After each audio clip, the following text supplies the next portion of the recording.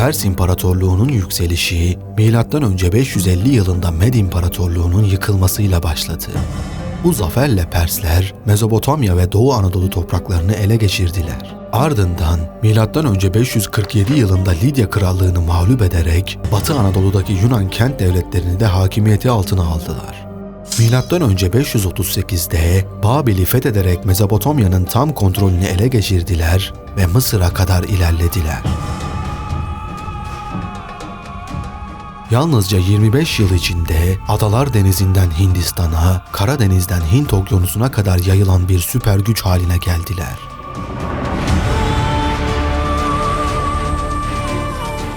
Ancak bu dev imparatorluğun karşısında duran tek büyük engel Yunanistan anakarasıydı. Döneminin en büyük kara kuvvetlerine sahip olan Persler denizlerde aynı başarıyı yakalayamamıştı. M.Ö. 522'de tahta çıkan 1. Darius, denizlerin kontrolünü ele geçirmek için donanmasını güçlendirme çabalarına girişti. Adalar Denizi'ni ve Akdeniz'i kontrol etmek Persler için kritik bir hedefti. Ancak bu hedef Yunanlılar için varoluşsal bir tehditti. Darius, Pers İmparatorluğu'nun sınırlarını genişletme arzusuyla kuvvetlerini Trakya, Makedonya, İonya ve Ege adalarına doğru sevk etti. Bu kararlı ilerleyiş, Yunan dünyasına boyun eğdirmek için tasarlanmış dev bir stratejiydi.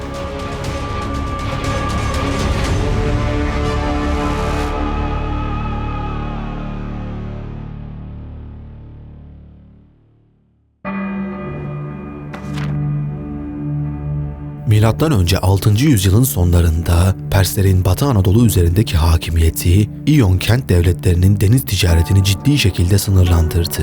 Pers sarayına ödenen ağır vergiler ve yönetim için atanan tiranlar, yerel halk arasında büyük bir hoşnutsuzluk meydana getirerek huzursuzluğun artmasına sebep oldu. Bu durum, İonya halkını ayaklanmaya itmişti.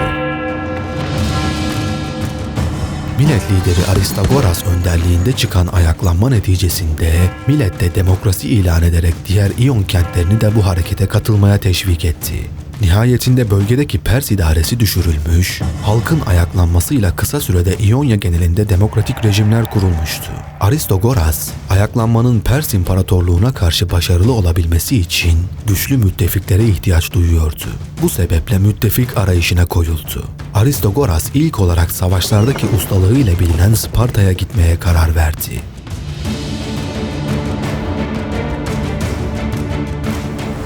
Burada Sparta kralı 1. Kleomenes ile görüştü.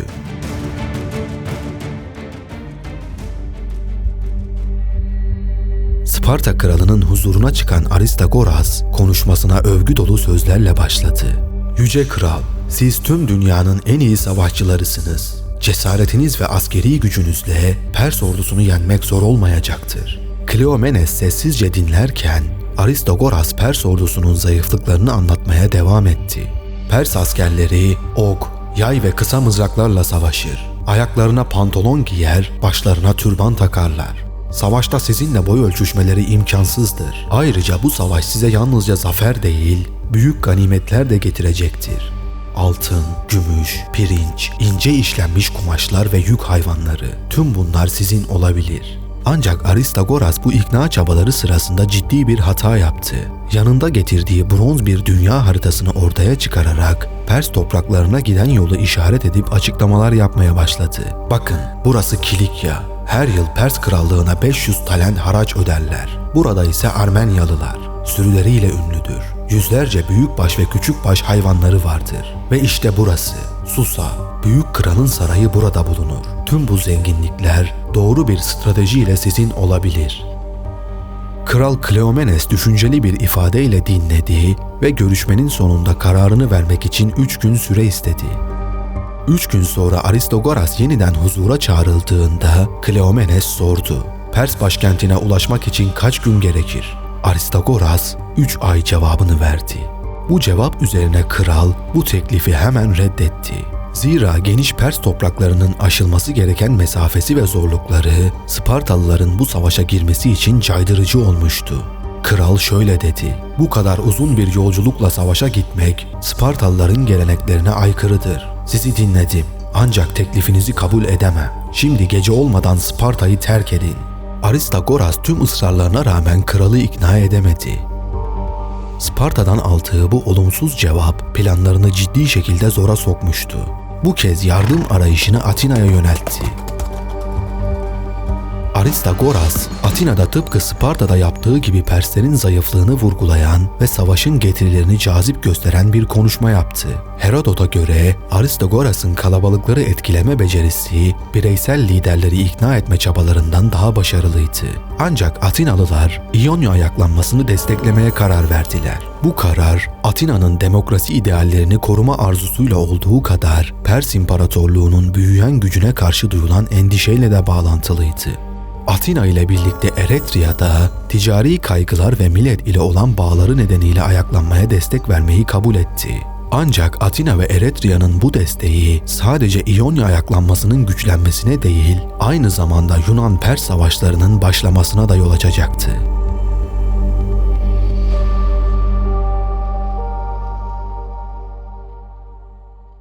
M.Ö. 498 baharında Atina ve Eretria'dan yola çıkan 25 gemilik bir filo, İonya ayaklanmasına destek için Adalar Denizi'ni aştı. Bu kuvvetler Efes yakınlarında İonya ordusuyla birleşerek Sard'a doğru harekete geçtiler. Pers satraplığının başkenti Sard, Grek kuvvetlerinin ilk hedefiydi. Sard'ın aşağı kent bölgesine ulaştıklarında Pers savunmasının hazırlıksız oluşu sayesinde burayı hızlıca ele geçirdiler. Ancak bir evde çıkan küçük bir yangın hızla büyüyerek tüm kenti sardı. Bu yangın Kibele tapınağını da küle çevirdi ve Sard'daki durum kontrolden çıktı. Yangın ve kalede direnen Pers birlikleri nedeniyle Grek kuvvetleri düzenlerini kaybetti ve daha fazla ilerleyemeyerek geri çekilmek zorunda kaldılar. Grek kuvvetleri Sard'dan geri çekilerek Efes'e doğru ilerlerken Pers ordusu hızla toparlandı ve onları takip etti. Efes yakınlarında Perslerle karşılaşan Grekler savaş düzeni almak zorunda kaldı. Ancak yorgun ve moralsiz durumda olan Grek kuvvetleri Pers süvarilerinin üstün saldırıları karşısında zor anlar yaşadılar. Pers süvarileri ok ve mızraklarla Grek hatlarını sürekli baskı altında tuttu. Bu yoğun saldırılar Grek kuvvetlerinin ağır kayıplar vermesine neden oluyordu.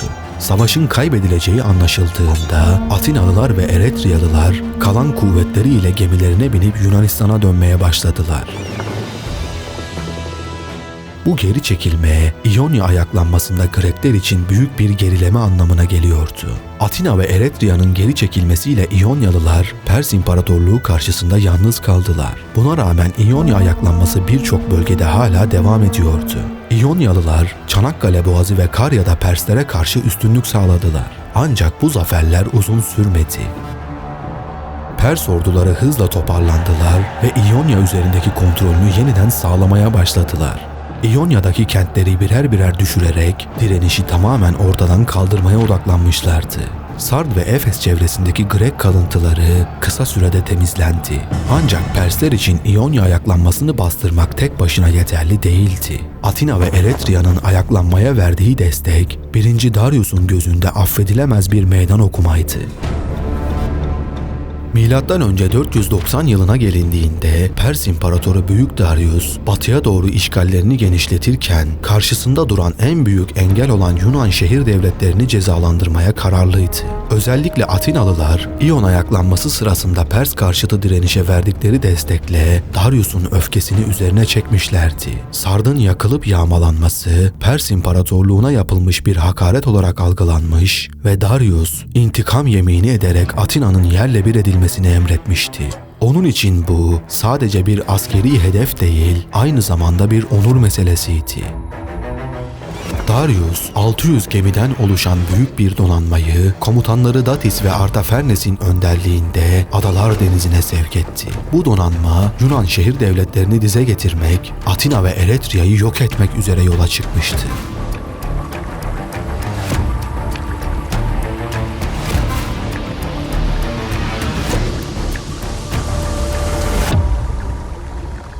Pers filosu ilk önce Adalar Denizi'ndeki Nakşa ve Delos gibi şehirleri teslim aldı. Eretria ise bu şiddetli Pers hücumuna yalnızca 6 gün direnebildi. Nihayetinde Eretria, Persler tarafından yerle bir edildi. tapınakları yakıldı ve halkı köleleştirildi. Eretria'nın yakılıp yıkılmasından sonra sıra Atina'ya gelmişti. Pers filosu Atina'nın kuzeydoğusundaki Maraton Ovası'nda demirledi.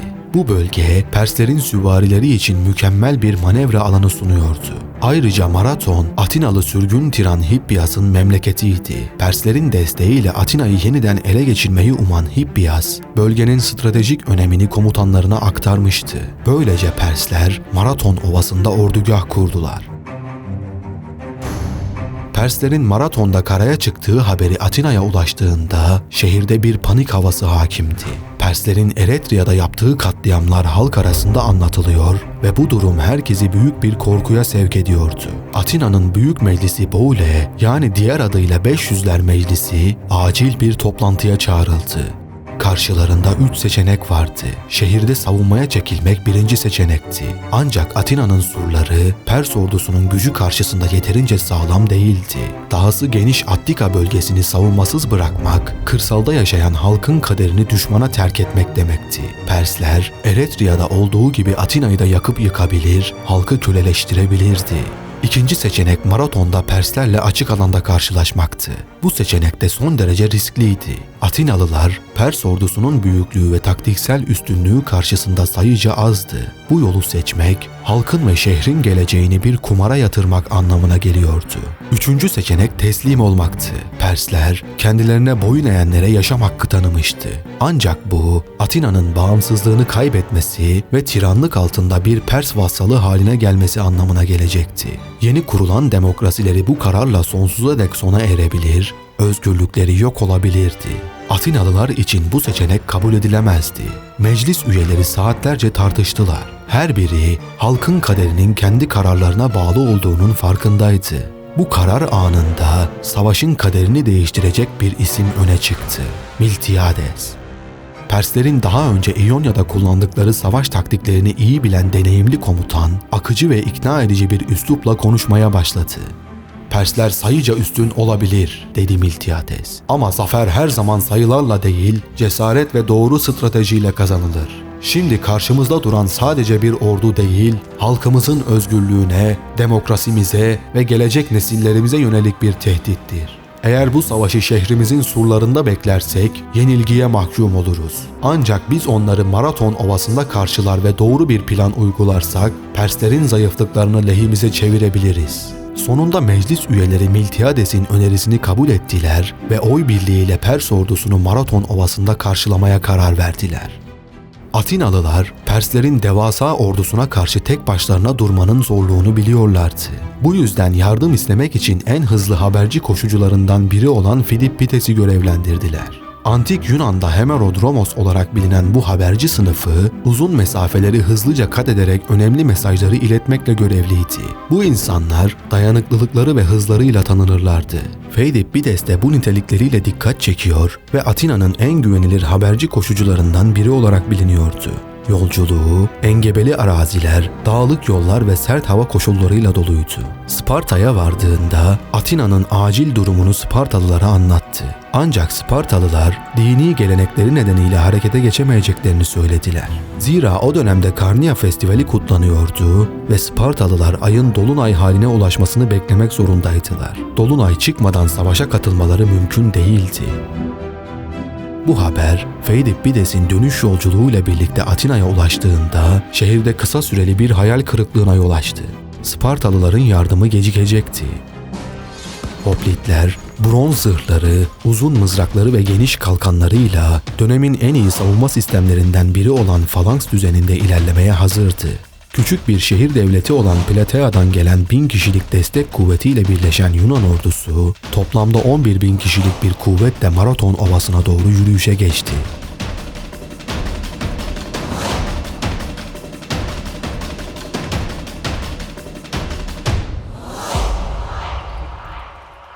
Maraton Ovası, batısındaki dağlık alanlar ve doğusundaki adalar denizi ile doğal sınırlarla çevriliydi. Ovanın geniş ve düz yapısı, süvari ve okçular için ideal bir savaş alanı sunuyordu. Persler, süvari birliklerini rahatça manevra yaptırabilecekleri bu ovayı stratejik bir avantaj olarak seçmişti. Yunanlar ise dağlık alanların sunduğu doğal savunma avantajını kullanmayı planlıyordu. Maraton Ovası'nda konuşlanan Pers ordusu sahile yakın bir hatta yerleşmişti. Sahil boyunca demirlemiş olan Pers gemileri hem ordunun ihtiyaçlarını karşılıyor hem de gerektiğinde hızlı bir geri çekilme için güvenli bir nokta sağlıyordu. Persler sayıca üstünlüklerini göstermek ve Yunan ordusunu psikolojik olarak baskı altına almak amacıyla geniş bir cephe oluşturmuştu. Ön hatta Sparabara olarak bilinen kalkan taşıyıcı birlikler sıralanmıştı. Bu birlikler düşmanın ilerlemesini durdurmayı ve arkadaki okçulara zaman kazandırmayı amaçlıyordu. Uzun, dikdörtgen kalkanlarıyla bir duvar oluşturan Sparabara askerleri savunma hattının ilk ve en kritik katmanını teşkil ediyordu. Sparabara birliklerinin arkasında Pers ordusunun etkili okçuları yer alıyordu. Sparabaralar bu okçuları düşmanın yakın dövüş saldırılarından korurken arkalarındaki birliklerin rahatça atış yapmasını sağlıyordu. Dizilişin en gerisinde ise Pers ordusunun ana gücü olan zırhlı piyadeler ve süvari birlikleri bulunuyordu. Süvariler hız ve manevra kabiliyetiyle düşmanı çembere almak ya da geri hatlara sızmak için kullanılıyordu. Sparabara birlikleri kalkan duvarlarıyla düşmanın ilk dalgasını karşılayabilecek olsa da ağır zırhlı Yunan hoplitlerinin göğüs göğüse çarpışma becerisi ve ağır silahları karşısında kırılgan bir yapıya sahipti. Bu nedenle Pers komutanlarının planı Sparabara hattı bozulmadan önce düşmanı ok atışlarıyla zayıflatmak üzerine kuruluydu. Atinalılar Pers ordusunun sayı ve taktiksel üstünlüğüne rağmen açık ovada savaşmanın dezavantajlarını kendi lehlerine çevirebilecek bir strateji geliştirdiler. Miltiades'in liderliğindeki Yunan ordusu dağlık alanların sağladığı korumayı kullanarak dikkatlice pozisyon aldı. Yunan ordusunun sağ kanadına en tecrübeli ve cesur savaşçılar yerleştirildi. Sağ kanat, düşmanın merkezi zorlamasına karşı kritik bir savunma hattı oluşturuyordu. Ordunun sol kanadını Platealı müttefikler oluşturuyordu. Sol kanadın görevi, Perslerin sağ kanadını mümkün olduğunca oyalayıp merkezle uyumlu bir savunma sağlamaktı. Atinalılar merkez hattını bilinçli olarak zayıf bıraktılar. Herodot'un anlatımına göre merkezdeki askerler 4 sıra derinliğindeyken sağ ve sol kanatlar 8 sıradan oluşuyordu. Bu, düşmanı merkeze çekerek kanatların kuşatma manevrasını gerçekleştirmesine olanak sağlayacak bir taktikti. Bronz miğfer, göğüslük ve kalkanlarla donatılan hoplitler Yunan ordusunun ana gücünü oluşturuyordu. Uzun mızrakları ve ağır zırhları sayesinde Pers ordusunun hafif zırhlı askerlerine karşı büyük bir avantajları vardı. Hoplitlerin sıkı bir düzen içinde oluşturduğu falanks formasyonu, askerlerin yan yana dizilerek kalkanlarını birleştirdiği ve mızraklarını ileriye uzattığı güçlü bir savunma düzeniydi. Bu formasyon hem düşman okçularına hem de süvarilerine karşı etkili bir savunma hattı sağlıyor, birlik ve dayanışma sayesinde kolayca bozulmayarak Yunan ordusunu daha güçlü kılıyordu.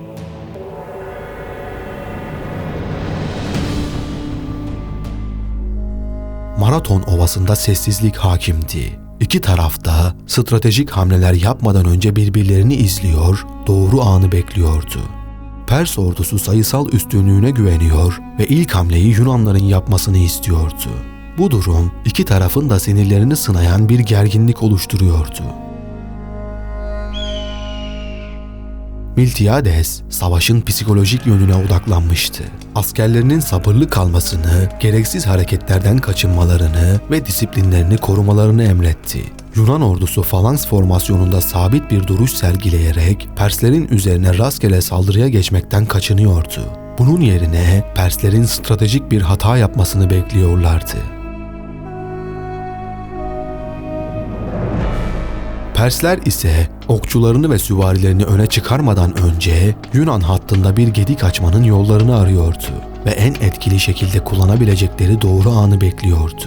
Ancak Atinalıların sessiz ve disiplinli duruşu Pers hattında bir huzursuzluk başlatmıştı. Yunan ordusunun harekete geçmemesi Perslerin zaman kaybetmesine yol açıyor ve savaşın gidişatını belirsiz hale getiriyordu. Pers komutanları Datis ve Artafernes uzun süren bekleyişin ardından yeni bir strateji uygulamaya karar verdi. Yunan ordusunun disiplini ve sabrı Perslerin planlarını değiştirmişti. Savaşın gidişatını lehlerine çevirmek için ordunun bir kısmını gemilere bindirerek Atina'ya yönlendirme kararı aldılar.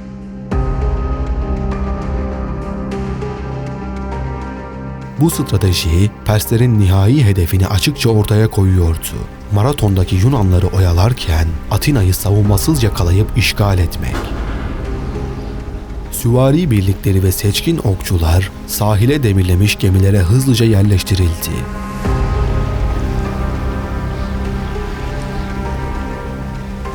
Gemilerin sahilden ayrıldığını ve Pers ordusunda azalmalar olduğunu gören Miltiades ve Yunan komutanları, Perslerin bu hamlesini fark ettiklerinde büyük bir tehlikeyle karşı karşıya olduklarını anladılar. Eğer Pers ordusunun bir kısmı Atina'ya ulaşırsa şehir savunmasız kalacak, halkı köleleştirilip şehir yağmalanacaktı. Bu tehlike üzerine Maraton Ovası'nda Yunan komutanları savaşın geleceği hakkında bir araya geldiler. Komutanlar arasında bir fikir birliği yoktu. Bazıları savunmaya çekilerek Spartalıların gelmesini beklemeyi öneriyordu. Diğerleri ise karşılarına dayanmış binlerce düşmanı arkalarında bırakarak Atina'ya dönmeyi savunuyordu.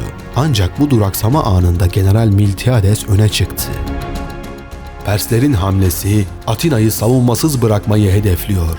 Bu, beklemek yerine harekete geçmemiz gerektiğinin işaretidir. Eğer Maraton Ovası'nda karşılarına çıkmazsak şehirlerimiz ateşe verilir ve halkımız köleleştirilir. Spartalıların yardımı gecikecek. Bu yüzden şehrimizi ve halkımızı savunacak olan sadece biziz, diyerek savaşın kaçınılmaz olduğunu ve hızlı hareket edilmesi gerektiğini açıkça ortaya koyuyordu. Miltiades onları Spartalılar henüz gelmemiş olsa da en iyi planın ilerleyip açık arazide savaşmak olduğuna ikna etti. Tartışmalar sonlandı ve bir fikir birliği sağlandı. İlk saldırıyı Atina ordusu yapacaktı.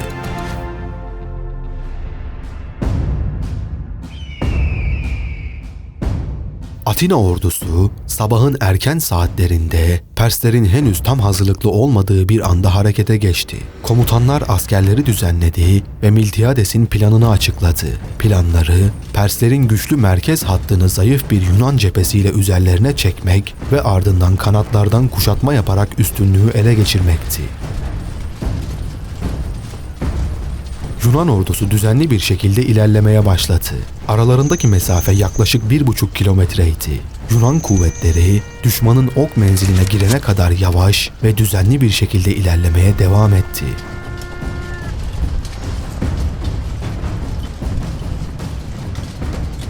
Menzile girmek üzere olan Atinalıları bekleyen Pers okçuları yaylarını gererek yoğun bir ok yağmuruna hazırlanıyorlardı. Aradaki mesafe gittikçe daraldı ve Yunanlar yaklaşık 200 metreye ulaştıklarında hızla koşmaya başladılar. Persler bu beklenmedik hareket karşısında şaşkına döndüler. Yunan ordusunun bu kadar ani bir hızla üzerlerine gelmesini ummamışlardı. Okçular yaylarını çekerek atışlarına başladılar.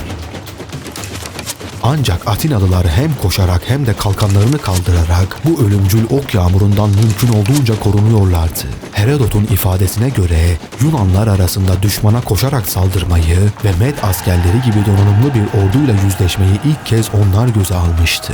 Pers hattı Atinalıların bu beklenmedik hızdaki saldırısına hazırlıksız yakalanmıştı. Ön hatlarındaki Sparabara birlikleriyle Yunanlara karşı savunma yapmaya çalıştılar. Sparabaralar oluşturdukları duvarla Yunan hatlarının ilerleyişini durdurmaya çalışsa da Yunan hoplitlerinin falans formasyonu ağır zırhları ve uzun mızraklarıyla bu savunma hattına büyük bir baskı uyguluyordu.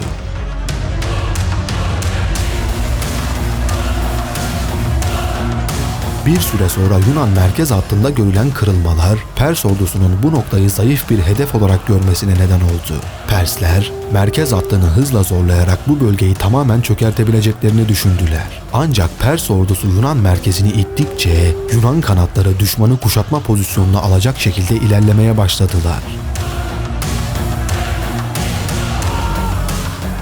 Pers askerleri Yunan kanatlarının kuşatma manevrasıyla iyice sıkışmış, düzenli bir direniş gösteremez duruma gelmişti.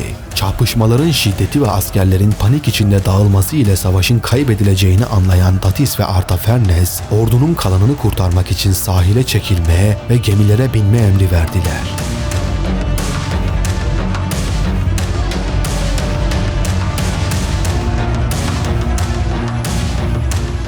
Ancak bu çekilme sırasında Pers askerleri hem Yunan birliklerinin saldırıları hem de oluşan kargaşa nedeniyle ağır kayıplar verdiler.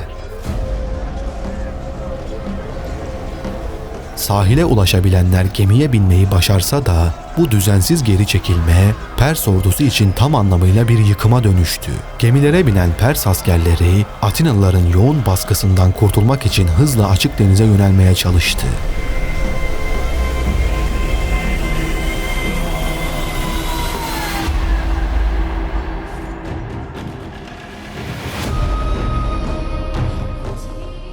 Bu sırada geri dönemeyen 7 Pers gemisi Yunanlıların eline geçti. Miltiades, Pers donanmasının geri çekilmek yerine Atina'ya bir saldırı düzenleme ihtimaline karşı ordunun derhal başkente dönmesini emretti.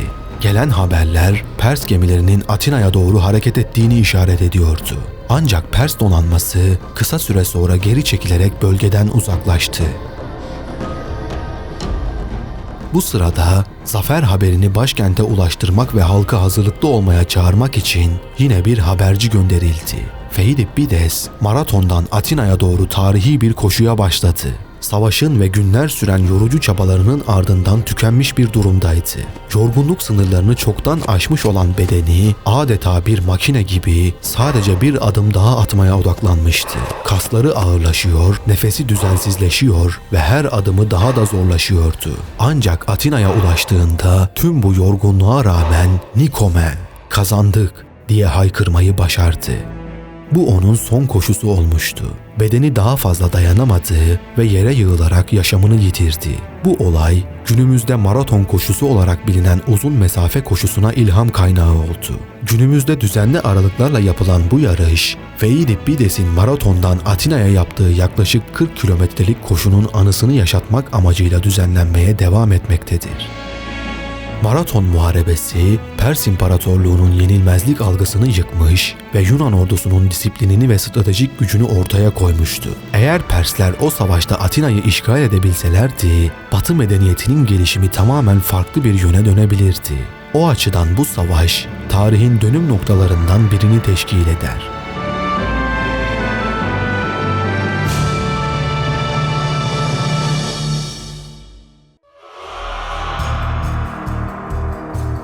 Yunan dünyası için Pers tehdidi sona ermiş gibi görünse de bu yalnızca bir başlangıçtı. Pers İmparatorluğu için bu yenilgi büyük bir prestij kaybıydı.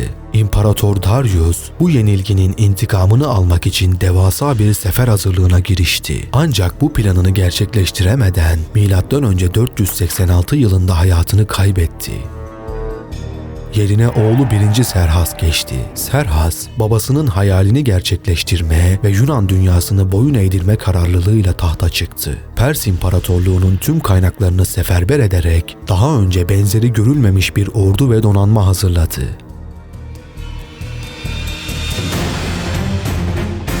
İmparatorluk sınırları içerisindeki her bölgeden askerler, gemiler ve mühimmat toplandı. Hedef, Yunan şehir devletlerini tamamen ele geçirerek Pers egemenliğini Adalar Denizi'nin ötesine taşımaktı.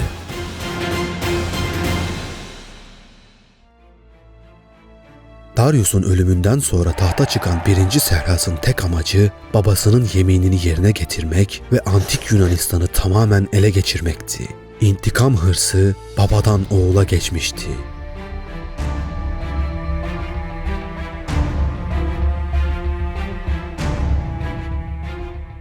Atinalılar ise Perslerin bütün güçleriyle kapılarına dayanacaklarını çok iyi biliyorlardı. Bu yüzden Pers saldırısına karşı hazırlıklara başladılar. Atinalıların Perslerle savaşmak için güçlü bir donanmaya ihtiyaçları vardı. Bu yüzden Atinalılar güçlü bir donanma kurmaya başladılar. Ayrıca Atina'nın savaşmak için yeterli kara birliği yoktu. Bu yüzden diğer Yunan şehir devletleriyle ittifaklar kurmaya çalışıyorlardı. Bu arada Pers İmparatoru 1. Serhas, M.Ö. 481 yılında Yunan şehir devletlerine elçiler göndererek kendisine boyun eğmelerini istemişti. Yunan krallıklarının çoğu Persleri karşısına almaktan korkuyordu. Ancak Yunan şehir devletlerinin en güçlüleri olan Atina ve Sparta'nın yaptıkları savaşın fitilini ateşlemeye yetmişti. Pers elçileri Atina'da bir çukura, Sparta'da ise bir kuyuya atılarak idam edildi. Yunanlar artık geri dönüşü olmayan bir yola girmişlerdi. Pers İmparatoru Serhas'ın alacağı intikam gitgide daha da büyüyordu.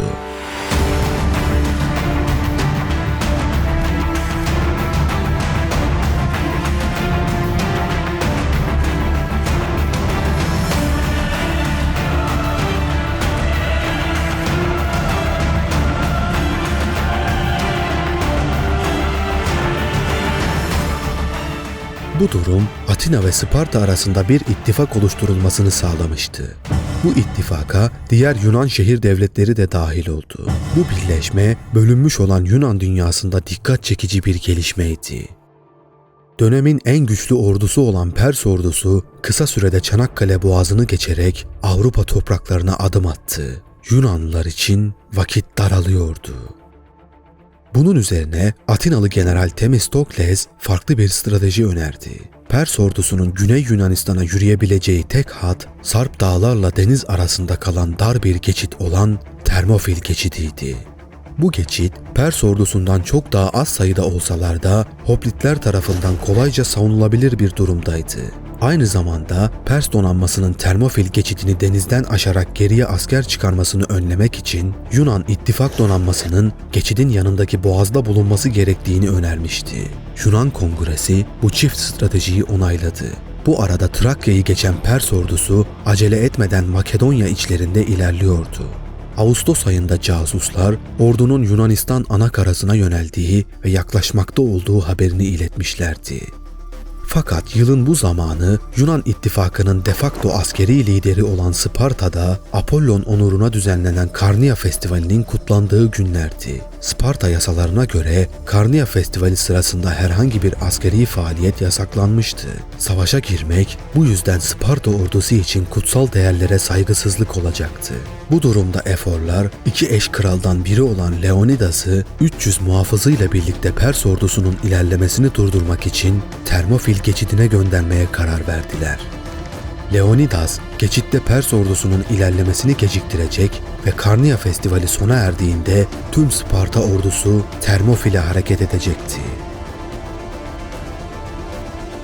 Tarihçi Herodot'un aktardığı şekliyle Termofil Savaşı, Spartalıların bir önceki yıl Delfi kahinlerine danışmalarıyla başlar. Kahinlerin onlara söylediklerine göre ya kentleri Persler tarafından yağmalanacak ya da bir kralın kaybıyla yas tutacaklardı. Herodot, Kral Leonidas'ın elindeki kuvvetlerin bir zafer kazanmak için yeterli olmadığını bildiğinden kehanete inandığını, böylece kendi ölümünü kaçınılmaz gördüğünü ve Sparta uğruna bilerek ölüme gittiğini anlatmaktadır. Leonidas ve beraberindeki 300 kraliyet muhafızının yanına Yunan ittifak kuvvetlerinden gönüllü askerler de eklenince Leonidas'ın emrinde yaklaşık 7000 kişilik bir kuvvet toplanmış oldu. Leonidas ordusunun başında Termofil geçidine ilerleyerek burada Pers kuvvetlerini beklemeye başladı. Ağustos ayının ortalarında Büyük Pers ordusunun Termofil yönünde ilerlemekte olduğu görüldü. Serhas'ın emrindeki Büyük Pers ordusunun sayısı hakkında dönemin tarihçileri abartılı ifadeler kullanırlar. Bunun sebebi birinci el kaynakların yalnızca Grek kaynakları olmasıdır. Maalesef dönemin Pers tarihçilerinin çalışmalarından hiçbiri günümüze ulaşmadı. Günümüze ulaşan kaynaklardan Herodot, Pers ordusu sayısını 2 milyon olarak zikrederken, çağdaş sayılabilecek Simonides ise 4 milyon olduğunu söyler. Günümüz tarihçileri ise Herodot dahil antik yazarların verdikleri bu rakamları Yunan zaferini yüceltmek amaçlı abartmalar olarak görme eğilimindedirler ve Pers ordusu sayısının en az 70.000, en çok 300.000 olduğunu kabul ederler. Kesin olarak bilinemeyen bu rakam ne olursa olsun, Perslerin Yunan ordusunun en az 10 katı büyüklüğünde ve o dönemin en büyük ordusu olduğu tartışılmayacak bir gerçeklikti. Nihayetinde Persler Termofil geçidine ulaştığında karşılarında duvar gibi dizilmiş 7000 Yunan askeri buldular. Leonidas ve 300 Spartalı muhafız ön saflarda, diğer Yunanlı askerler ise arka tarafta konuşlanmıştı. Leonidas ordusunun sağ tarafında deniz, sol tarafında ise dağlar bulunuyordu. Termofil geçidi, taktik açıdan Yunan savaş tarzı bakımından mükemmel bir konumdu. Falanks düzeninde savaşan hoplitler için dar bir geçidi savunmak, süvari tarafından kanatlardan kuşatılma riski olmadığından son derece uygun bir savaş tarzıydı. Ayrıca daha hafif silah ve zırh taşıyan Pers piyadesi için bir geçitte Falanks'a saldırmak daha güçtü. Pers kralı Serhas, Kral Leonidas'a elçiler göndererek teslim olmalarını ve silahları bırakmalarını istedi. Bunun üzerine Leonidas elçilere ünlü sözünü söyledi: "Gelin ve alın." Daha Daha ünlü bir karşılık Leonidas'ın generallerinden birinden geldi. Leonidas elçilerin isteklerini geri çevirdiğinde elçi Pers ordusunun gücünü ifade etmek amacıyla Pers oklarının güneşi örttüğünü söylemişti. Generalin bu söze karşılığı ise şöyle olmuştu: "Öyleyse gölgede savaşırız." Pers elçilerinin elleri boş dönmesiyle artık savaş kaçınılmaz olmuştu. Bunun üzerine Serhas ordusuna saldırı emri verdi. İlk saldırı okçular tarafından yapıldı. Binlerce Pers okçusu 15 metrelik geçidi tutan Leonidas ordusuna aynı anda ok yağdırmaya başladı. Ancak Greklerin tunç kalkanları ve tolgaları üzerinden sekip savrulan oklar savaşçılarda ciddi bir zarara yol açmamıştı. Ok taarruzunun ardından Serhas 10.000 kişilik Med ve Huzistanlı savaşçıyı Grek hatlarına karşı taarruza geçirdi. Anlaşıldığı kadarıyla Serhas ilk saldırıyı seçkin birlikleriyle yapmayı tercih etmişti. Zira Pers ordularının bel kemiğini Med kuvvetleri oluşturmaktaydı. Bu kuvvetler dalgalar halinde bir cephe taarruzuna giriştiler. Yunanlar ise geçidin en dar yerinde Pers ordusunu karşıladılar. Ön saflardaki Spartalılar ileri uzanmış mızraklarla ve geniş kalkanlarla adeta bir duvar oluşturmuşlardı. Pers askerlerinin büyük bölümünün zırh kullanmıyor olması bir zayıflık yaratıyordu. Kullandıkları hasır kalkanlar ise Yunan kılıç ve mızrakları karşısında yetersiz kalıyordu. Ayrıca Pers mızrakları Yunanlarınkinden daha kısaydı ve bu da bir başka zayıflık meydana getiriyordu. Bu koşullarda pek çok Pers askeri Spartalılara kılıç savuracak kadar bile yaklaşamadan öldürülüyordu. Yunanların uzun mızrakları karşısında Perslerin sayı üstünlüğü hiçbir işe yaramıyordu.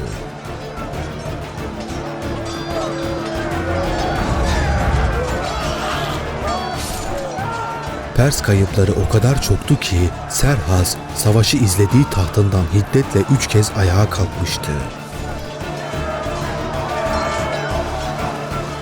Gün boyu süren muharebe neticesinde Pers saldırıları tümüyle sonuçsuz kaldı ve çok azı canını kurtarabildi. Spartalıların kaybı ise yalnızca birkaç kişiydi.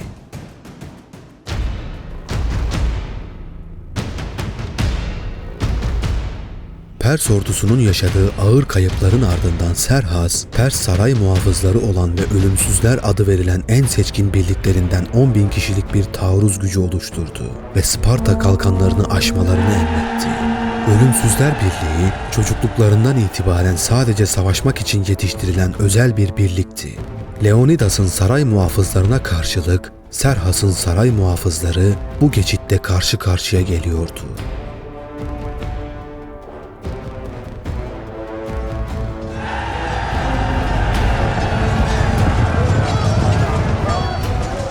Ölümsüzler en az Spartalılar kadar müthiş savaşıyordu.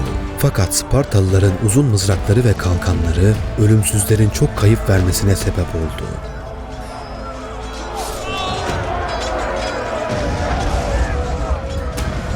Fakat yine de öğleden sonra kısmi bir başarı elde ederek Sparta hattını dağıtmayı başardılar.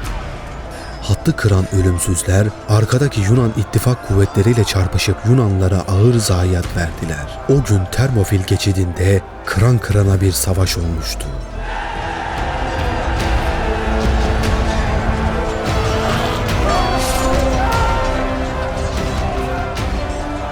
Fakat kesin bir netice alınamadı ve Ölümsüzler geçidi açmayı başaramadılar.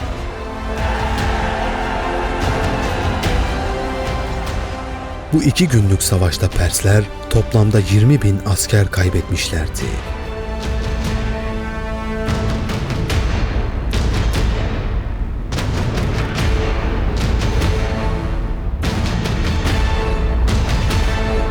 Herodot'a göre Serhas, askerinin muharebe gücünün yetersiz kaldığını fark etmiş ve askerini kamplara çekmişti. Birliklerin kampa çekilmesi, Serhas'ın nasıl bir strateji izleyeceği konusunda kararsız olduğuna bir işaret sayılabilirdi. Fakat bu sırada beklenmedik bir gelişme ortaya çıktı. Malian Körfezi kıyılarında yaşayan Epialtes adındaki bir adam, Termofil geçidinin dışından dolaşmayı sağlayan bir dağ geçidi olduğu hakkında Pers kampına bilgi getirmişti. Bu olaydan sonradır ki Ephialtes ismi Yunan dilinde ihanet anlamında kullanıla gelmiştir. Serhas o gece ölümsüzlerden oluşan bir birliği bu dağ patikasından geçerek Sparta kuvvetlerini çevirmek üzere harekete geçirdi. Bu kuvvetin yürüyeceği patika, sırtlardan geçip Anobea Dağı uçurumları arasından Termofil geçidinin etrafını dolaşmaktaydı. Herodot'a göre patikayı geçen ölümsüzlerin sayısı 20.000'di. Esasen Leonidas böyle bir geçidin olduğunu biliyordu ve geçidin başına 1000 kişilik Fokidalı bir gözcü birliği yerleştirmişti. Ancak Fokidalı muhafızlar dağ meşe ağaçlarıyla kaplı olduğundan ilk başta Persleri fark edememişti. Nihayet ölümsüzlerin geçitlerden geçtiğini fark ettiklerinde borular çalarak alarm verdiler. Fokidalı 1000 askerin 20.000 kişilik ölümsüz birliğini durdurabilmesi mümkün değildi. Bu yüzden hızla geri çekildiler.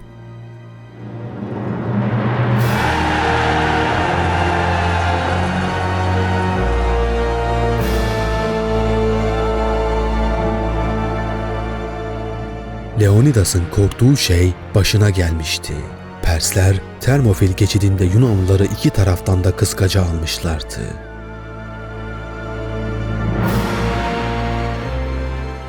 Bunun üzerine Yunanlardan birçoğu gemilere binerek savaştan çekildiler.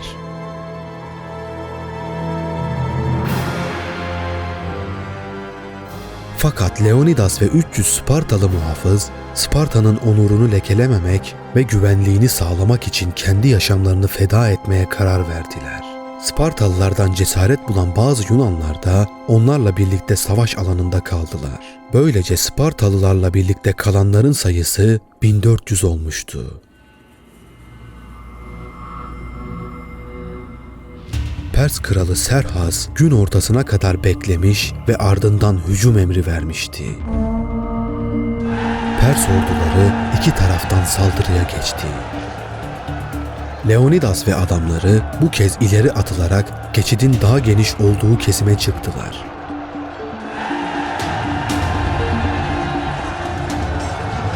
Mızrakları kırılıncaya kadar mızraklarla, daha sonra da kılıçlarla Pers ordusuna karşı son bir direniş gösterdiler. Bu çatışma esnasında Serhas'ın iki kardeşinin Spartalılar tarafından öldürüldüğü rivayet edilir. Savaşın en kızıştığı anda Leonidas, Pers oklarının isabet etmesiyle vurulmuş ve yere düşmüştü. Askerler artık cesetler üzerinde dövüşüyorlardı. Leonidas'ın cesedi çevresinde çok sert çatışmalar yaşanıyordu. Bu tam bir katliam savaşıydı.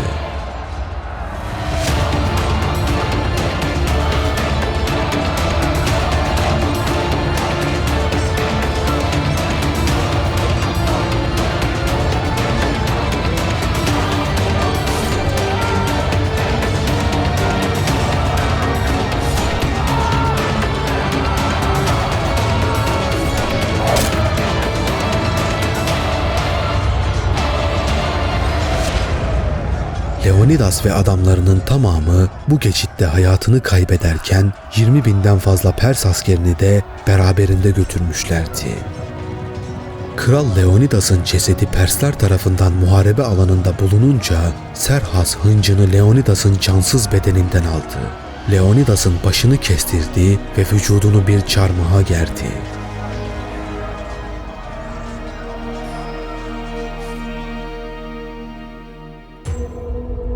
Böylece Persler Termofil geçidinden geçerek Atina'ya kadar her yeri yakıp yıktılar. Leonidas ve ordusunun Termofil'deki direnişleri Pers istilasını durdurmaya yetmemişti. Ancak Sparta'nın onurunu kurtarmış oldular ve tarihe 300 Spartalı olarak geçtiler.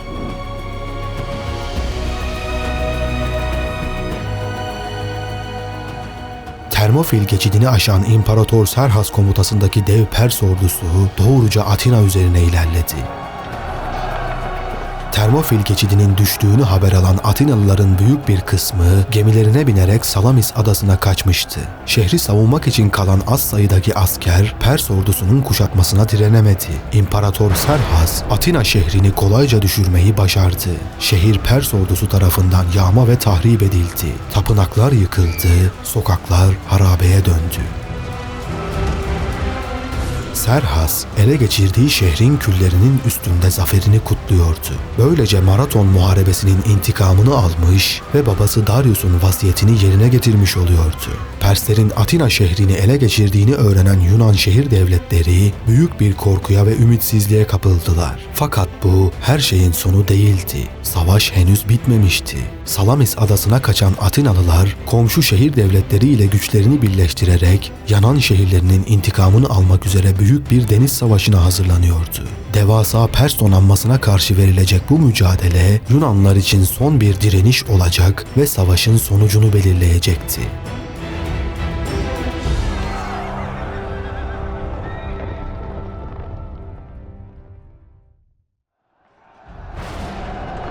Artık Yunanların elinde savunulabilecek çok az toprak kalmıştı. Mora Yarımadası girişindeki Korint berzahında Perslere karşı bir kara savunma hattı kurulurken Yunan donanması da Salamis civarında demirlemişti. Persler Atina'dan sonra durmayacak ve tüm güçleriyle tekrar saldıracaklardı. Buna karşı Salamis adasında toplanan müttefik komutanlar arasında hararetli tartışmalar yaşanıyordu. Atina'nın henüz pes etmiş olmaması ve donanmasının hala ayakta kalması Perslere karşı son bir şans demekti. Ancak savunmanın nasıl ve nerede yapılacağı konusunda ortak bir karara varılamıyordu. Moralı komutanlar filoyu Korint kıstağına çekmeyi öneriyorlardı. Onlara göre en mantıklısı Mora'ya yakın sularda demirlemek ve Persler geldiğinde o bölgede savaşmaktı. Bu sayede gerektiğinde karadaki tahkimatlara destek sağlanabilecekti. Korintli amiral Adeimantos, kıstakta mevzilenirsek Persleri kara ile deniz arasında tuzağa düşürebiliriz, diyordu. Buna karşın Themistokles'in çok daha cüretkar bir planı vardı. Salamis boğazında kalıp Pers donanmasını orada karşılamak. Ona göre geniş açık denizlerde sayıca üstün Perslere karşı başarı şansı çok düşüktü. Oysa Salamis gibi dar ve manevra alanı kısıtlı boğazlarda büyük Pers filosu sıkışacak ve disiplinli Yunan gemileri bu avantajı kullanabilecekti. Themistokles, Artemisyon deniz muharebesinde edindiği deneyimlerden yola çıkarak ısrarla dar alanda savaşmak bizim lehimize görüşünü savunuyordu. Öte yandan Moralı komutanlar Atina'nın zaten işgal edildiğini öne sürerek devam edecek bir deniz savaşının gereksiz kayıplara yol açacağını düşünüyorlardı. Tartışma o kadar alevlendi ki bir ara Eurybiades sinirlenerek Themistokles'i susturmak amacıyla elindeki asayı kaldırdı. Tam bu esnada Themistokles sakin ama kararlı bir sesle meşhur sözünü söyledi. "Bana vur ama önce beni dinle." Bu çıkış toplantıdakileri şaşkına çevirdi. Ardından Themistokles, Atina'nın filosunun nedenli büyük ve önemli olduğunu hatırlattı. Korintli Adeimantos ise onu küçümseyerek şöyle dedi: "Artık şehri olmayan bir adam şehirleri olanlara savaşmayı öğütlemesin."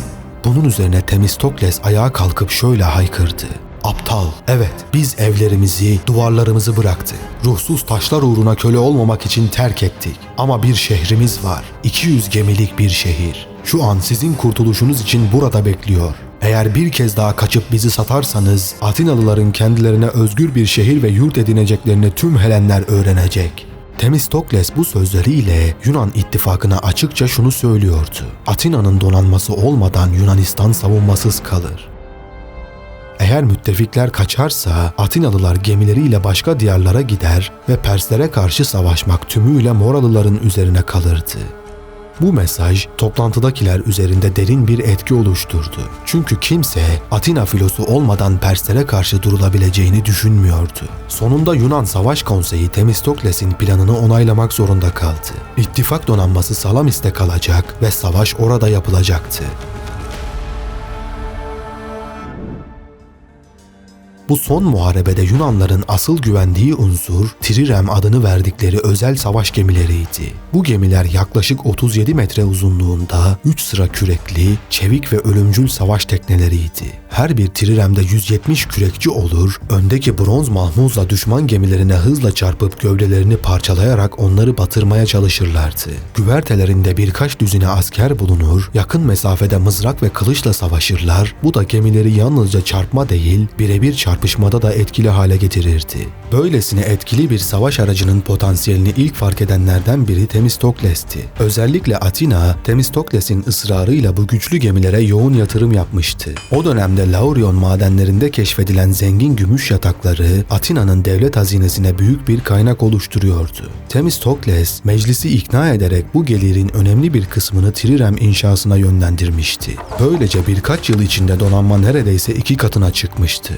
Bu gemilerin büyük kısmı şimdi Sparta, Korint, Aegina ve diğer müttefiklerin tekneleriyle birleşmiş, yaklaşık 370 gemilik bir filoya dönüşmüştü. En büyük katkı 180 gemiyle Atina'dan gelmişti. Sparta ise sadece 16 gemi sağlamış, buna rağmen üst komutayı almıştı. Resmi komutan Spartalı Eurybiades olsa da fiili liderlik Atinalı Themistokles'in elindeydi. Zekası ve deniz tecrübesiyle savaşın planlayıcısı oydu. Pers filosu ise Fenikeliler, Mısırlılar, Kıbrıslılar, İyon Yunanları gibi pek çok farklı topluluktan derlenmişti. Sayıları Yunanlardan en az 2 kat fazlaydı. Artemisyon'daki çatışmalar ve Ege fırtınaları bazı kayıplara yol açmış olsa da Persler hala 800'e yakın gemileriyle bariz bir üstünlüğe sahipti. M.Ö. 480 yılının Eylül ayı boyunca Yunanlar Salamis'teki bekleyişlerini sürdürdü. Serhas ise Atina'nın düşmesiyle zaferin artık çok yakın olduğuna inanıyordu. Donanmasının bir an önce Yunan direnişini tamamen kırmasını arzuluyordu. Ancak Faleron limanında üstlenmiş durumda olan Pers donanması komutanları arasında görüş ayrılıkları vardı. Serhas, danışmanlarıyla burada bir harp meclisi topladı. Toplantıda kimi sesler Yunan filosunu hemen imha edelim derken, Karya bölgesinin kadın hükümdarı Artemisya ise temkinli olmayı önerdi. Kraliçe Artemisya, Serhas'ın tarafındaki tek kadın komutan olup donanmanın Karya gemilerini yönetiyordu. İmparatorun huzurunda şöyle konuştu. Benim düşüncem şudur, gemilerinizi koruyunuz ve denizlerde savaşı göze almayınız. Çünkü bunlar denizcilikte size üstündürler. Hem de erkeğin kadına üstünlüğü oranında. Deniz savaşını göze almaya sizi zorlayan ne? Bu seferi yapmaktan amaç Atina'ya egemen olmak değil miydi? O da gerçekleşmiştir. Artık kimse karşımıza çıkıp karşı koyamıyor ve bir zamanlar karşı koyanlar cezalarını bulmuşlardır. Onlarla dar boğazlarda savaşmak gereksiz bir risk olacaktır. Denizde yenilmenin, karada da yenilmenize neden olacağından korkarım. Bence acele etmeyin. Yunanlar zaten umutsuz ve dağılmak üzereler. Bekleyin ve teslim olmalarını görün. Kraliçe Artemisya'nın sözleri Yunan ittifakının kırılgan bir dengede durduğunu ve eğer beklenirse bu birlikteliğin kendi kendine çözülebileceğini ima ediyordu. Ona göre savaşmaya gerek bile kalmadan Pers zaferi mümkün olabilirdi. Fakat Serhas'ın çevresindeki kimse bu görüşte değildi. Özellikle baş danışmanı Mardonius daha saldırgan bir yaklaşımı savunuyordu. Kaynaklar Mardonius'un şu fikri öne sürdüğünü aktarır. Deniz savaşını kazansak da kaybetsek de asıl belirleyici olan kara ordumuz. Ama bu filo boşa beklememeli, üzerine düşeni yapmalı.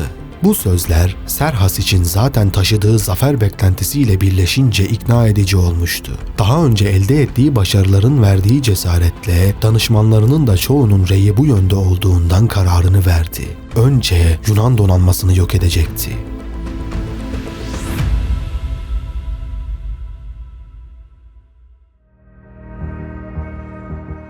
Themistokles, Yunan müttefiklerini Salamis'te tutmayı başarmıştı. Ancak hala endişeliydi. Özellikle Moralıların gece vakti gizlice çekilmesinden korkuyordu. Bu yüzden Persleri harekete geçmeye zorlamak için bir oyun planladı. En güvendiği adamı, aynı zamanda Pers asıllı bir hizmetkar olan Sikinnus'u gizlice Pers kampına gönderdi. Sikinnus, Serhas'a kralın hoşuna gidecek şekilde kurgulanmış bir mesaj iletti. Yunan komutanlar arasında anlaşmazlık var. Bazıları savaştan kaçmayı düşünüyor. Eğer hemen saldırmazsanız filoları dağılacak. Şimdi harekete geçin. Boğazın çıkışlarını tutarsanız Yunanlar panik içinde yakalanacaktır. Serhas'ın egosu bu mesajla adeta okşandı. Düşmanın çözülmek üzere olduğunu ve içeriden haber aldığını düşününce karar vermesi daha da kolaylaştı. Hemen emir verdi. Onun hedefi sadece Atina değil, tüm Yunanistan'ı almaktı. Eğer Salamis'te onları sıkıştırabilirse geride savaşabilecek başka bir Yunan donanması kalmayacaktı.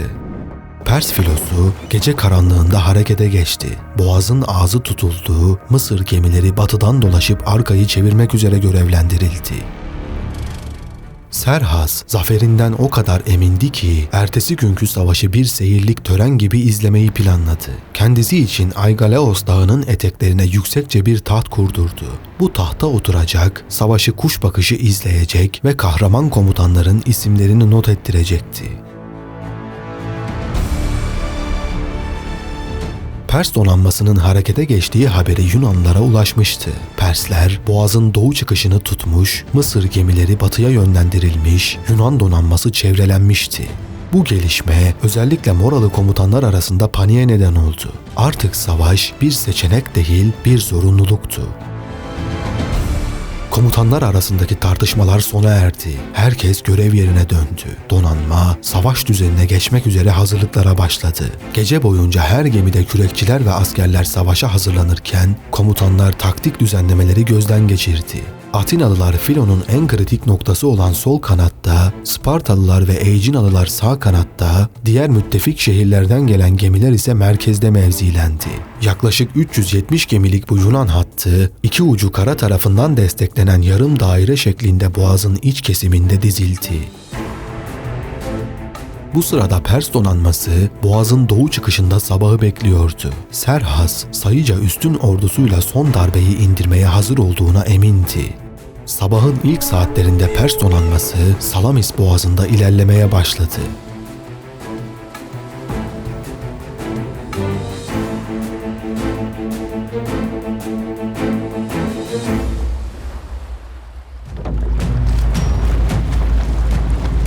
Yüzlerce geminin kürek vuruşları suyu döverken ağır ağır yaklaşıyorlardı. Serhas'ın amacı Yunanları boğazın içinde tamamen kuşatıp yok etmekti. Bir bölük gemi batı ağzını tutacak, ana kuvvet ise doğudan boğaza girip Yunan filosunu kıskaca alacaktı.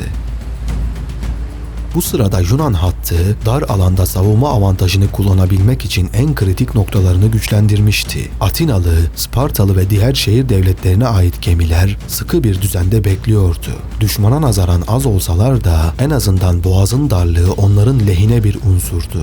Ancak Pers sayısal üstünlüğü son derece belirgindi ve Serhas bu avantajı kullanmaya kararlıydı. Bekleyiş halindeki Yunan hattında bir anda hareketlilik başladı. Bazı gemiler kuzeye yönelmeye başlamıştı. Bu durum hatlarda karışıklığa yol açıyor, özellikle Atinalılar arasında geri mi çekiliyorlar sorusu yankılanıyordu. Oysa bu taktiksel bir manevraydı. Hattın kuzey çıkışını kontrol etmek ya da Persleri yanıltmak için yapılmıştı. Pers komutanları bu hamleyi Yunan saflarının çözülmeye başladığı şeklinde yorumladı ve öncü gemileri hızla öne sürdü.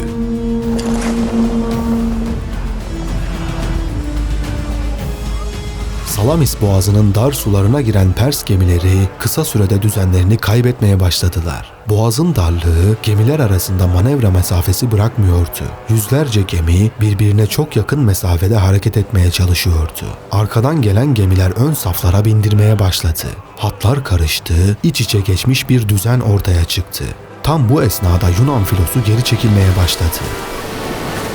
Yunan gemileri disiplinli bir şekilde yavaş yavaş geriye kürek çekiyordu. Pers tarafı bunu korkuya dayalı bir geri çekilme olarak yorumladı. Ancak Yunanlar geri çekilerek düşmanı daha sıkışık bir alana sokmayı hedefliyordu. Aynı zamanda sabah melteminin çıkmasını bekliyorlardı. Bu da manevralarında rüzgar desteği anlamına geliyordu.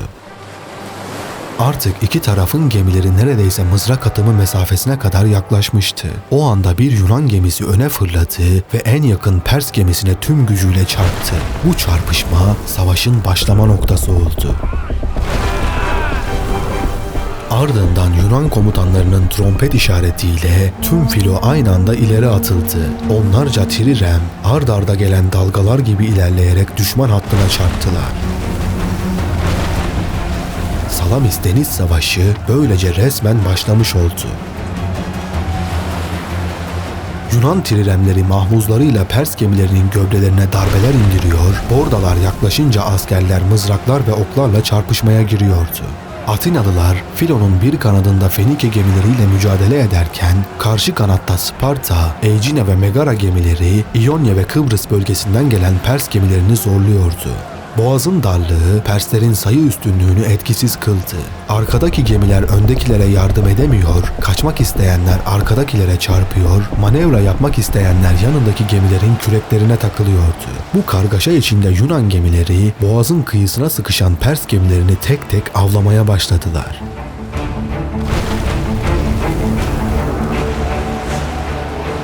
Savaşın ortalarında Pers donanmasının komuta kademesinde ciddi bir kayıp yaşandı. Pers İmparatoru Serhas'ın kardeşi, aynı zamanda donanmanın önde gelen amirallerinden biri olan Ariabines, Sparta ve Atina gemilerinin yoğun baskısı altında kaldı. Plutarhos'un aktardığına göre gemisi batarken bir Yunan triremine tırmanmaya çalıştı. Ancak tam o sırada Atinalı askerler onu göğsünden mızrakladılar ve denize düşürdüler. Cesedi sulara gömülen Ariabines, Pers donanması için hem stratejik hem de moral açıdan büyük bir kayıptı.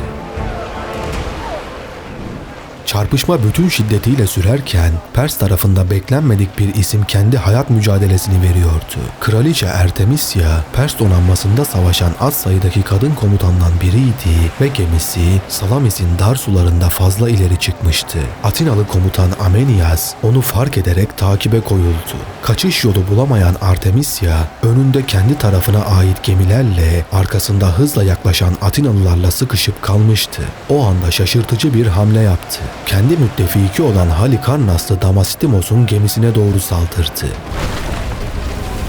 Artemisya'nın bu hamlesi Atinalıların kafasını karıştırdı. Onu kovalayan Amenias bir Pers gemisinin diğerine saldırdığını görünce duraksadı. Artemisya'nın taraf değiştirdiğini düşünüp takibi bıraktı. Artemisya bu sayede kurtulmuştu. Ancak batırdığı gemideki mürettebattan kimse sağ çıkamadı. Geminin kaptanı Damastimos da boğulanlar arasındaydı.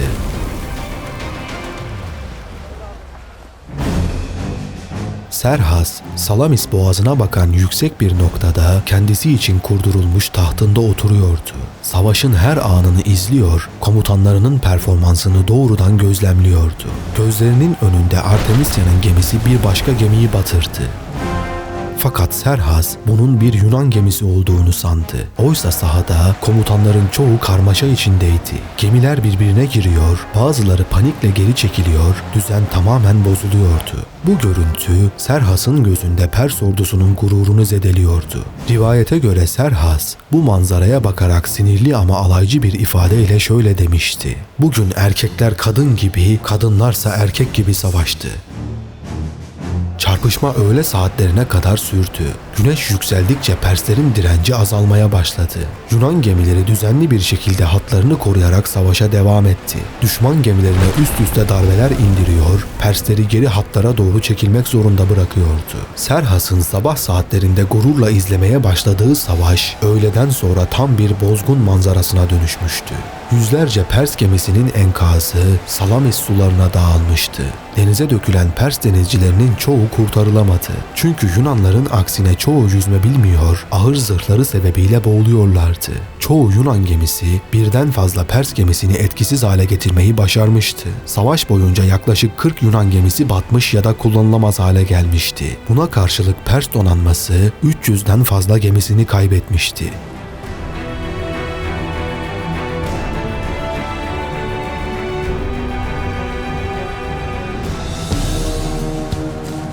Savaşın son aşamasında Serhas, gözleri önünde gerçekleşen bu ağır yenilgiye daha fazla dayanamadı ve hayatta kalan gemilere geri çekilme emri verdi. Pers filosu geldikleri yönden Phaleron limanına doğru kaçmaya başladı.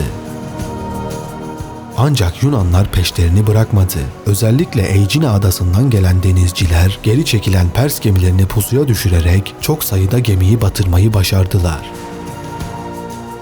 Gün batımına doğru Salamis boğazındaki çarpışma Yunan zaferiyle sonuçlandı.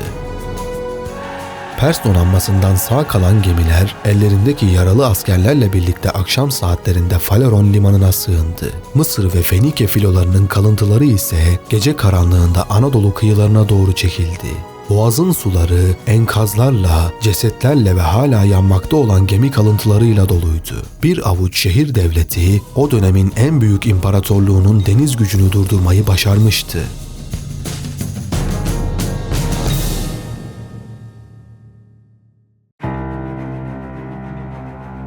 Serhas için ortaya çıkan manzara yıkıcıydı. Sabah saatlerinde gururla izlediği yüzlerce gemiden gün batımına gelindiğinde yalnızca birkaç düzine gemisi kalmıştı. Perslerin yenilmezlik efsanesi Salamis'te paramparça olmuştu.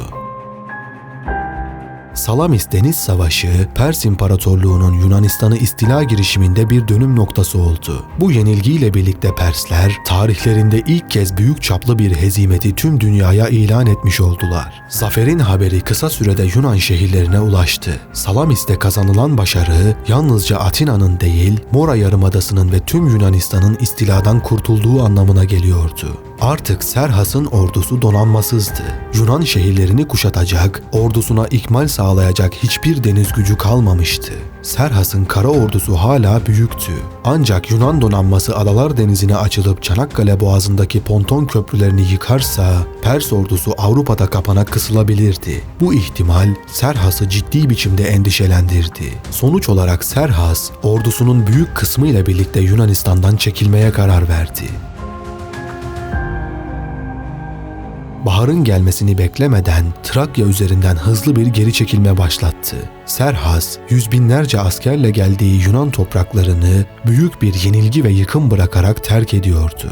Ancak Pers istilası tamamen sona ermemişti. Serhas ayrılırken komutanı Mardonius'u yaklaşık 50.000 kişilik seçme bir orduyla Yunanistan'da bıraktı.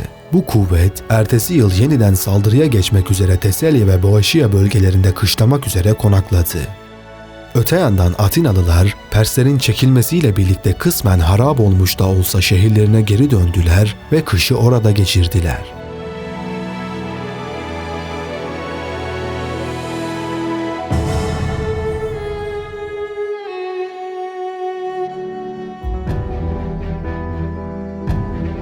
M.Ö. 479 yılının baharında Mardonius son bir girişimde bulundu. Yunan ittifakını bölmek amacıyla Atinalılara bazı barış teklifleri sundu. Sparta olmadan anlaşalım, size özellik verelim gibi cazip önerilerle Atina'yı tarafsız kalmaya ikna etmeye çalıştı. Ancak Atinalılar bu teklifleri reddettiler. Kış sonlarında Mardonius yeniden Atina'ya yürüdü. Şehir bir kez daha ateşe verildi. Bu saldırı Yunan şehirlerini son kez bir araya getirdi.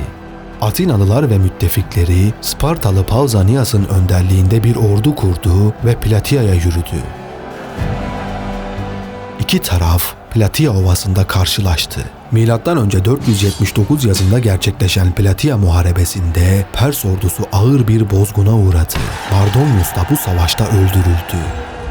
Aynı gün Adalar Denizi'nin öte yanında Sisam Adası açıklarında Yunan donanması son kalan Pers filosunu ve Anadolu'daki Pers garnizonunu Mikale Muharebesi ile imha etti.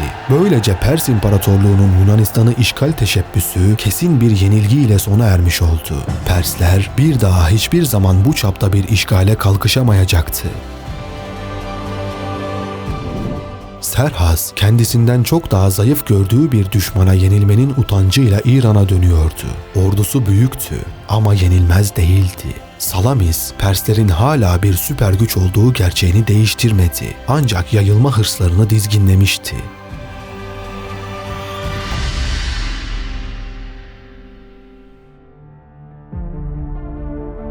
Salamis zaferinin ardından Yunan şehirlerinde bir süreliğine korku, yerini gurura ve birliğe bıraktı. Sparta ve Atina aynı cephede savaşmış, birlikte zafer kazanmıştı. Bu birlik hissi Platia'dan sonra bir anıtla ölümsüzleştirildi. Delfi'deki yılanlı sütun, Perslere karşı kazanılan ortak zaferin simgesi olarak dikildi. Bu sütun bugün hala ayakta ve İstanbul Sultanahmet Meydanı'nda eski bir ittifakın izlerini günümüze taşımaya devam ediyor. Ancak Salamis'te kazanılan bu özgürlük Yunan dünyasına uzun bir barış getirmedi. Pers tehdidi ortadan kalktıktan sonra ortak düşmana karşı birleşmiş olan Yunan şehir devletleri eski rekabetlerini yeniden gün yüzüne çıkardı. Özellikle iki büyük güç Atina ve Sparta farklı çıkarlar ve idealler peşinde ayrı yönlere savruldular. Atina'nın yükselen deniz imparatorluğu ve Sparta'nın geleneksel askeri gücü er ya da geç bir çatışmaya sürüklenecekti. Salamis zaferinin ardından sadece yarım yüzyıl sonra Peloponnes Savaşı adıyla anılacak Yunan dünyasını kardeş kavgasına sürükleyen kanlı bir dönem patlak verecekti. Bir zamanlar Pers oklarına sırt sırta göğüs gerenler bu kez birbirlerine kılıç çekeceklerdi.